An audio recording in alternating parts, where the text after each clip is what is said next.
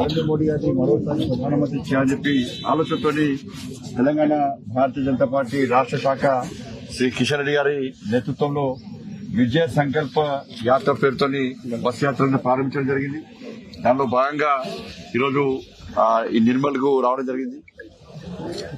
ప్రతిరోజు అక్కడ నుండి దేవాలయాన్ని సందర్శించడమా, చారిత్రాత్మక కట్టడం సందర్శించడమా, ఇలాంటి స్ఫూర్తి కేంద్రాలను సందర్శించేటువంటి కార్యక్రమాన్ని ఈ విజయ సంకల్ప యాత్రలో భాగంగా భారతీయ జనతా పార్టీ తీసుకుంటా ఉన్నాం.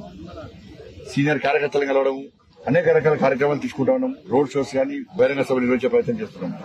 దానిలో భాగంగా ఈరోజు నిర్మల్ కు రావడం జరిగింది. ఇక్కడ 1000 ఊడల మరి గురించి చరిత్ర తెలుసు.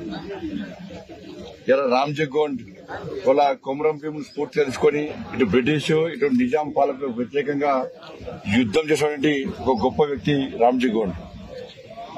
వాళ్ళ యొక్క అకృత్యాలకు వాళ్ళ రామ్జీ గోండ్ తో పాటు 1000 మంది పేద ప్రజలు ఇలా ఒకే మరిచడికి గురించినటువంటి ఆ దారుణ సంఘటన మనందరూ తెలిసిన విషయమే.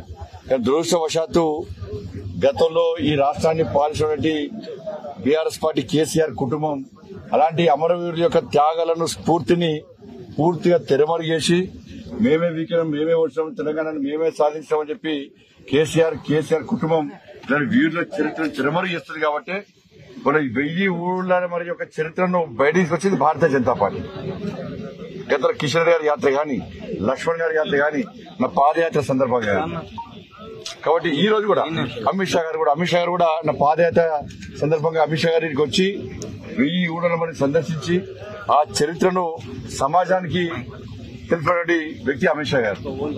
కాబట్టి ఈ రోజు కూడా బీఆర్ఎస్ పార్టీ ఒక వర్గం ఓట్ల కోసం కక్కుర్తిపడి ఇవాళ ఎక్కడైతే 1000 ఊడల మరి ఉందో అక్కడ అంతకుముందు ఏం కట్టడాలు లేవు, కేవలం 1000 ఊడల మరి. అది వీరుల త్యాగాలకు సంబంధించిన స్మృతి కేంద్రం. అది దాన్ని ఇంకా స్మృతి కేంద్రంగా రాబోయే తరాలకు స్ఫూర్తిగా ఉండాలనే ఉద్దేశంతో ఆ చరిత్రను తరతరాలకు అందించాల్సిన బాధ్యత రాష్ట్ర ప్రభుత్వం మీద ఉంది, పాలకుల మీద ఉంది.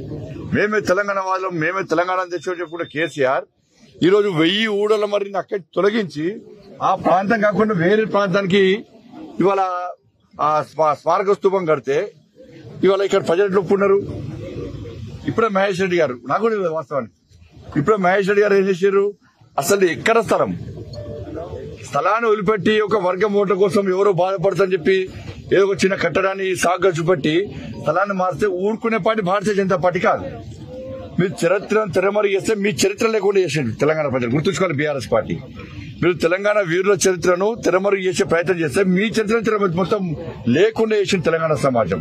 ఇక నిర్మల్ ప్రజలు కూడా ఈ 1000 ఊడల మరిని ఇలా మీరు తెరమరుగు చేస్తే ఇలా ఈ ప్రాంతంలో కూడా ఇలా బీఆర్ఎస్ పార్టీ నాయకుల చరిత్రను తెరమరుగు చేసి ఇలా వాస్తవ చరిత్రను సమాజానికి చూపెట్టాలని చెప్పి ఒక గురుతర బాధ్యతను ఇలా మహేశ్వర రెడ్డి గారికి అప్పయ్యారు. కాబట్టి ఇవాళ ఒక అడుగు ముందుకేసి అక్కడనే ఎక్కడ 1000 ఊడల మరి ఉందో అక్కడనే ఆ స్మారక స్తూపం కడతాం, ఆ స్మృతి వనాన్ని తయారు చేస్తాం, స్ఫూర్తి కేంద్రంగా తీర్చిదిద్దుతాం. రాబోయే తరాలకు ఈ చరిత్ర తెలిసే విధంగా మేము తీర్చిదిద్దుతామని చెప్పి ఇప్పుడే భూమి పూజ చేయడం జరిగింది. ఇవాళ కాంగ్రెస్ పార్టీకి అప్పీల్ చేస్తున్నాం. గతంలో బీఆర్ఎస్ పార్టీ ఒక వర్గం ఓట్ల కోసం కక్కుర్తిపడి రామ్జీ గోండ్ లాంటి వీరుల యొక్క చరిత్రను తెరమరుగు చేసే ప్రయత్నం చేసింది, వాళ్ళ త్యాగాలను తెరమరుగు చేసే ప్రయత్నం చేసింది, ఆ స్మారక ప్రాంతాన్ని మార్చే ప్రయత్నం చేసింది. కాబట్టి నిర్మల్ ప్రజలు, ఈ ఆదిలాబాద్ ప్రజలు ఇవాళ బీఆర్ఎస్ పార్టీ చరిత్ర లేకుండా చేశారు. మీరు అదే విధంగా వివరిస్తే మీకు చరిత్ర ఉండదు. దీన్ని మతం కోణంతో చూడకండి, ఒక వర్గం ఓట్ల కోసం ప్రయత్నం చేయకండి. వాస్తవానికి అక్కడ 1000 ఊళ్ళ మరి ఉండే అక్కడనే వాళ్ళ మహేశ్వరుడి నేతృత్వంలో తప్పకుండా వచ్చే సంవత్సరకు స్మృతి మనం గుర్తిస్తాం, పూర్తి కేంద్రంగా తయారు చేస్తాం. ప్రభుత్వం సహకరించాలి, అధికారులు సహకరించాలి, ప్రజలు సహకరించి సిద్ధంగా ఉన్నారు. మీరు అడ్డుకునే ప్రయత్నం చేస్తే, దాన్ని వివాదాస్పదం చేసే ప్రయత్నం చేస్తే అది మీకే ఇబ్బంది. వెనుకపోయే ప్రసక్తే లేదు.